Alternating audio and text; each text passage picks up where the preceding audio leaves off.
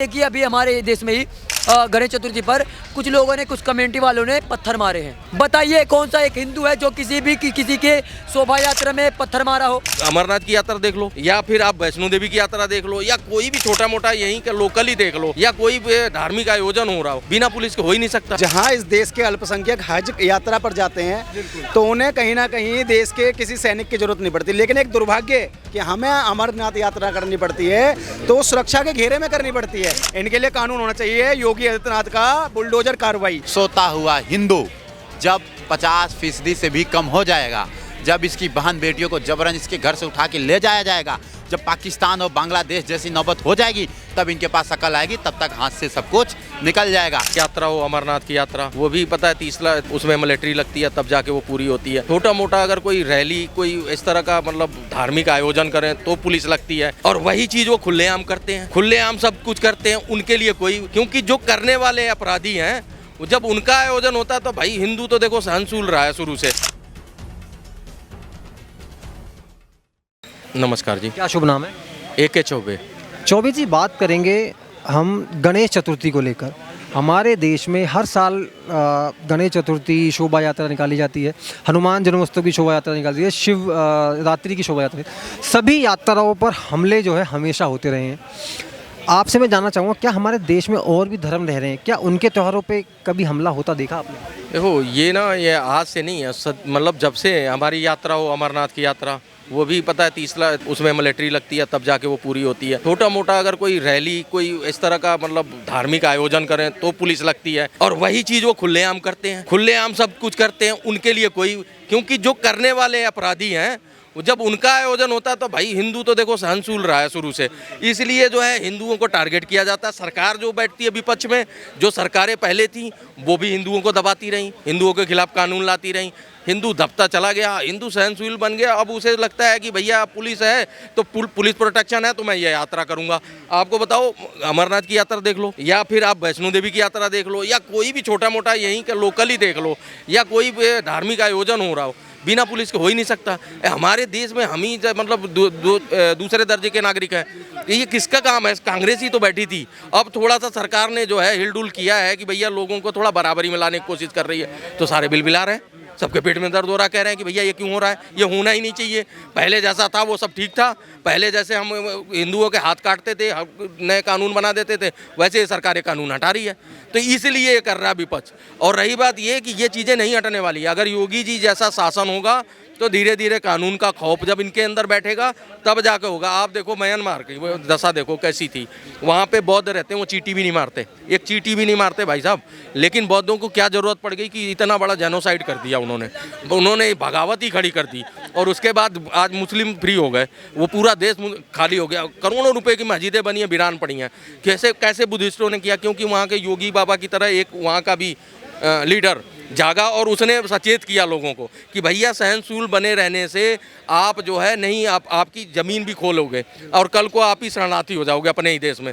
तो भैया आज तुम देख लो, आज शुद्ध ले लो, शालीनता देखो, अस्त्र के मतलब शांति के साथ शस्त्र का भी प्रयोग करो।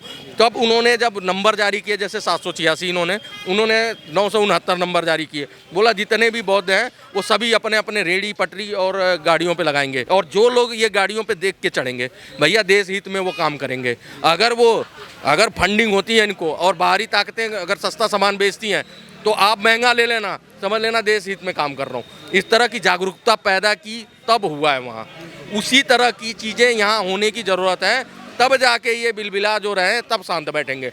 और इनको हवा देने वाली यही राजनीतिक पार्टियाँ हैं, कोई बाहरी नहीं है, अपने देश के ही गद्दार हैं। ये देश के अंदर जो बीमारी पनप रही है, क्या बन चुकी है नासूर कैंसर, इसको ख़त्म करने के लिए जब तगड़े लीडर होंगे, अब जैसे योगी जी हैं, उनकी डिमांड क्यों बढ़ रही है केंद्र में, क्यों कह रहे हैं कि वो लोकसभा में आके प्रधानमंत्री भी बने?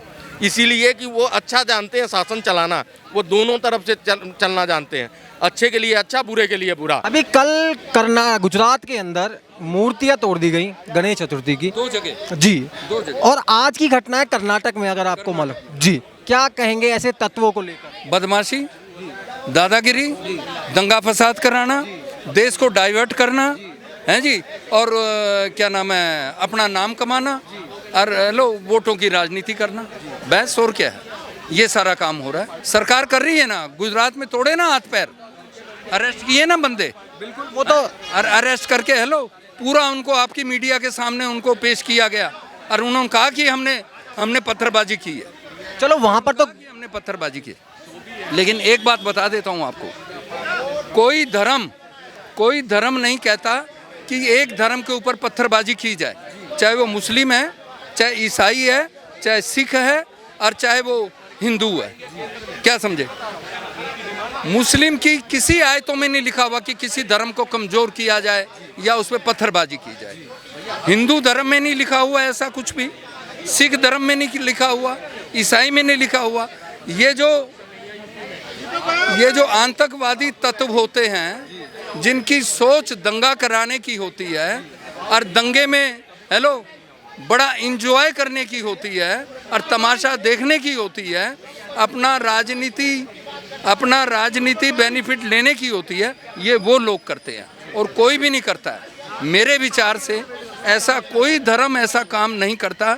किसी भी धर्म की आप ग्रंथियाँ या उनकी पढ़ के देखिए, किसी में ऐसा लिखा नहीं हुआ कि दूसरे धर्म पर अटैक करो। भाई जिस सरकार ने लगभग 65 साल इस देश पे राज किया और जिन्होंने एक मानसिकता सीधे तौर पर इस देश में लागू करी कि फूट डालो राज करो, और वो इतनी फूट डाल दी कि अगर इस देश के बहुसंख्यक किसी अल्पसंख्यक के किसी कार्यक्रम में किसी प्रकार का हुड़दंग कर दें तो उन पर मुकदमे दर्ज हो जाएं, लेकिन वही अल्पसंख्यक बहुसंख्यक के कार्यक्रमों में पत्थरबाजी कर दे या फिर किसी भी प्रकार से हुड़दंग कर दें तो उन पर इस देश का कानून किसी भी प्रकार की कोई कार्रवाई करना नहीं चाहता है। तो ये कहीं ना कहीं मैं मानता हूँ कि इस देश में जो फसल उपजाई थी कांग्रेस शासन में, वो कांग्रेस इसमें कहीं ना कहीं सफल हो गई है। इसलिए आज की डेट में हिंदुओं के त्योहारों पर बार बार कहीं ना कहीं, चाहे वो कोई भी राज्य हो, दिल्ली हो, हरियाणा हो, पंजाब हो या कर्नाटक हो, गुजरात हो,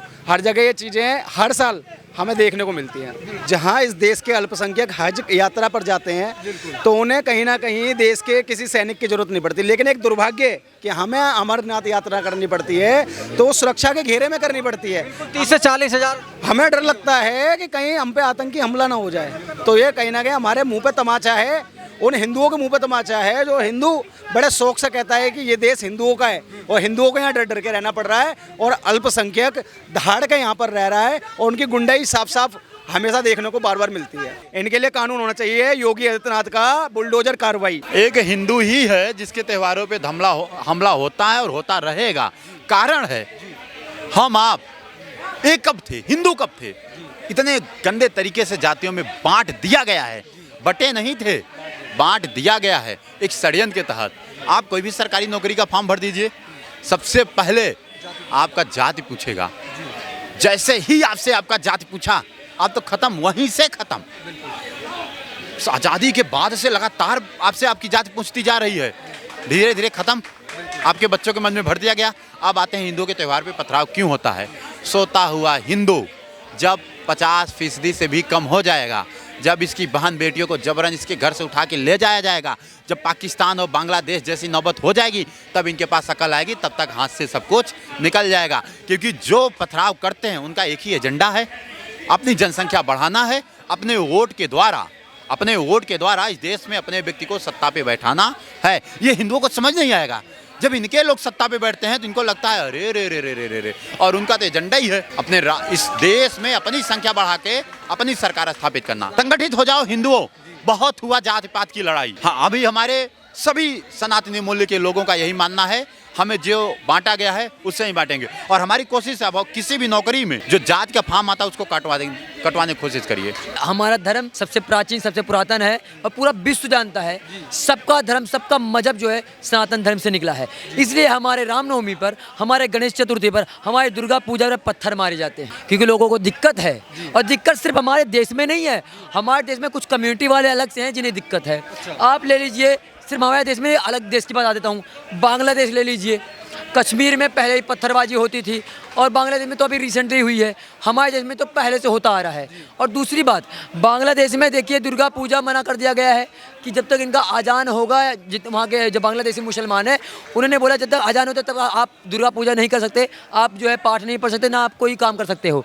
तो ये बहुत बड़ा कारण है। और देखिए अभी हमारे देश में ही गणेश चतुर्थी पर कुछ लोगों ने, कुछ कम्युनिटी वालों ने पत्थर मारे हैं। बताइए कौन सा एक हिंदू है जो किसी के शोभा यात्रा में पत्थर मारा हो? कोई एक नहीं है। तो सर हमारे ही धर्म को टारगेट क्यों किया जा रहा है, मैं पूछना चाहता हूँ। और ऐसा नहीं है कि सिर्फ धर्म पे मारा जा रहा है, हमारे रेलवे में मारा जा रहा है, अब तो ट्रेन जिहाद भी होने लगा है। रेल जिहाद होने लगा है। और कुछ लोग ऐसे हैं जो हमारे देश में, हमारे देश की शांति को भंग करना चाहते हैं। और वही लोग हैं, मैं हिंट देना चाहता हूँ अपने सभी देशवासियों को, ये कौन से लोग हैं? ये वही लोग हैं जो रामनवमी पे पत्थर मारते हैं, जो शोभा यात्रा पे मारते हैं, जो गणेश चतुर्थी पे मारते हैं। और जो यही लोग हैं जो अगर कहीं पे कब्जा होता है और क्या कहते हैं प्रशासन वहाँ पे कार्रवाई करती है, अपना नोटिस जारी करती है कि भाई साहब ये हमारा सरकारी जमीन से खाली कीजिए, कुछ लोग वहाँ पर जाके पत्थर मारते हैं। सबको पता है कौन पत्थर मारता है, और यही लोग हैं जो ट्रेन जिहाद कर रहे हैं। मेरा मानना यह है कि अगर जब एक बारी कर दिया ये सब कांड, दोबारा उनको छोड़ ही क्यों जा रहा है कि ये सब काम करो, सीधे फिनिश, छोड़ो ही नहीं। लेकिन उनको ये पता है कि देश का कानून नहीं है और कानून है ही नहीं।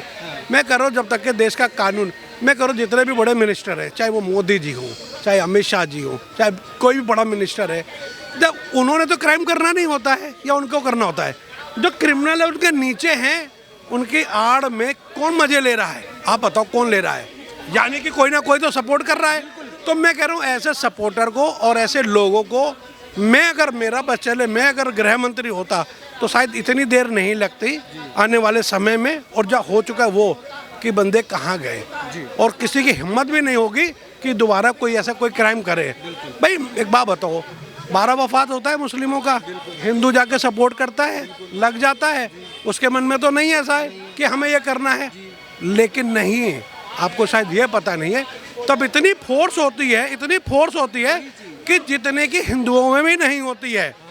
ठीक है ना? और दूसरी बात, हिंदू ये सब काम के लिए नहीं पैदा हुआ है, हिंदू नहीं करता है। लेकिन मैं मुसलमान को भी गलत नहीं बोलूँगा कि मुसलमान गलत है। हर मुसलमान भाई ऐसा नहीं होता है, कुछ लोग ऐसे हैं, वो वही लोग हैं जिनको ऊपर से सह मिलती है, सपोर्ट मिलता है। तो मेरा मानना है कि जो इस टाइप के सपोर्ट देने वाले लोग हैं और जो इस टाइप का क्राइम करने वाले लोग हैं, तुरंत उनको पब्लिक के हवाले कर देना चाहिए। पब्लिक अपने आप फैसला कर देगी। ये बाहर से ऑर्डर आते हैं और उनके स्लीपर सेल वही करते हैं कि भाई देश में दंगा कैसे होगा, लड़ाई कैसे होगी, सरकार बदनाम कैसे होगी अगर वो गलत काम कराएंगे। हमारे जैसे हिंदुओं के आपने बताया जो शोभा यात्रा पे, गणेश चतुर्थी पे जो पत्थर फेंक रहे हैं कि आपस में हिंदू मुस्लिम लड़ेंगे, लड़ाई कटाई होगी, कुछ पुलिस मारेगी, कुछ लोग लड़ेंगे मरेंगे, कुछ हिंदू मरेंगे, कुछ तो माहौल खराब होगा, तो देश की तरक्की रुकेगी। और बाहर की जो बैठे हुए बड़े बड़े मगरमच्छ, उनको ये बताना पड़ेगा कि देखो भारत इस टाइम तरक्की नहीं कर रहा, ये भारत के अंदर तो दंगे हो रहे हैं, और उनकी चाल को कामयाब नहीं होने देना है। मैं आपके माध्यम से सारे देशवासियों जो इस देश को प्यार करते हैं, जो भारत को अग्रणी देखना चाहते हैं, मैं उनको कहना चाहता हूं